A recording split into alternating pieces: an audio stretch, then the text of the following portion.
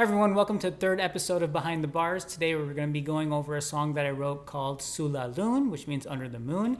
The song is very dear to me because I wrote it during my chemotherapy last year. One of the reasons why I was playing piano during that time is because one of the drugs is called vincristine and it causes numbness in your fingers and toes.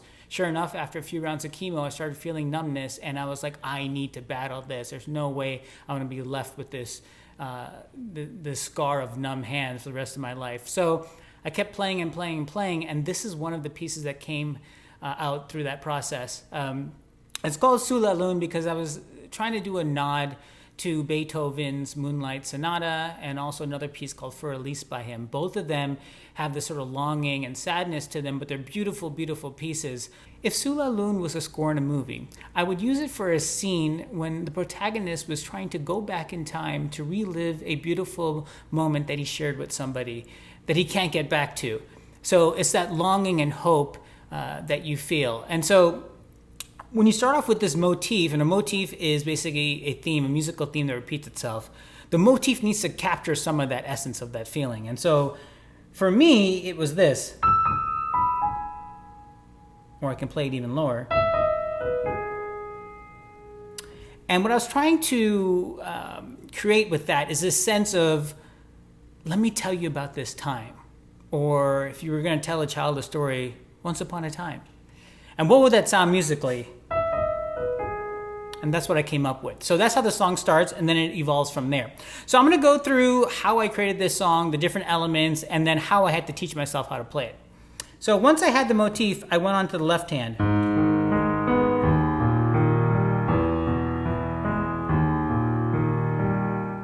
Now, that's pretty complicated on its own, and so when I came up with it, I didn't know how to then create and keep playing that. It was just too hard for me at that time as I was trying to evolve the song. So that's why I used the loop recorder, and I recorded that piece. And now that I had that playing, I can just be creative with my right hand and not worry about getting caught up with my left hand.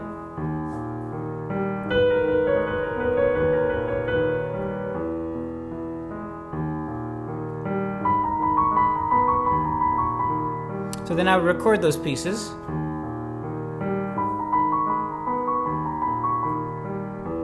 And I would add more stuff to it.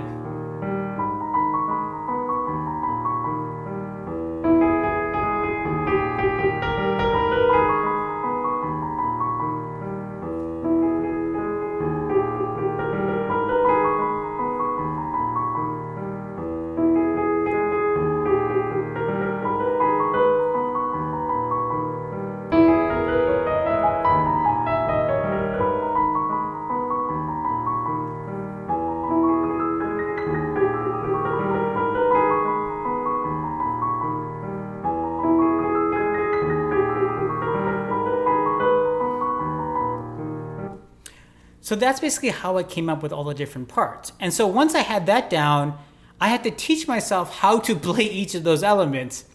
I know that sounds crazy, but for me, that was the fastest way to compose a song, even though it got me to a point where then I had to relearn it myself. So then, how do I go about teaching myself this song? I love those parts. So first I started with the left hand. And I would keep playing it over and over again and over and over again. Sometimes I would look away or close my eyes. It's still even hard right now. And then I would add in the other pieces.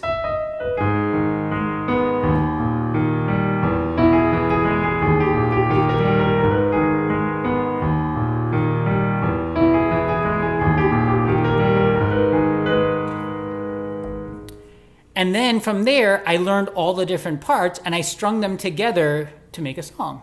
So I'm going to close this out by playing the full song. Make sure you tune in next week for the next episode, and also make sure you vote.